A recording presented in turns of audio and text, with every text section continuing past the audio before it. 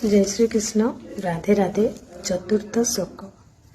अत्र सुरा महेश्वसा भीमार्जुन समाजुद्धि जुजुत्थान विराटश्च द्रौपदश्च महारथः दृष्टकेतुश्चेकितानः काशीराजस्य वीर्यवान् पुरजित् कुन्तीभोजश्च शैवाश्च नरपुङ्गवः युद्धामनुश्च विक्रान्त उत्तमौजाश्च वीर्यवान् सौभद्र द्रौपदेयश्च सर्व एव महारथाः।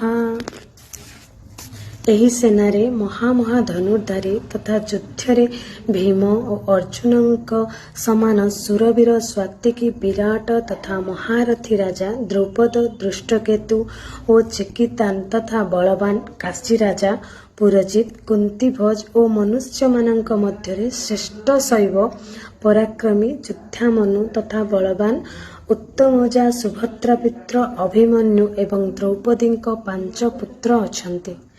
ଏମାନେ ସମସ୍ତେ ମହାରଥୀ। ପଞ୍ଚମ ଶ୍ଲୋକ। अस्माकं तु विशिष्टा जे तान्निवोध द्विजोत्तमः नायका मम सन्न्यासा संज्ञार्थं तान् विप्रमीते।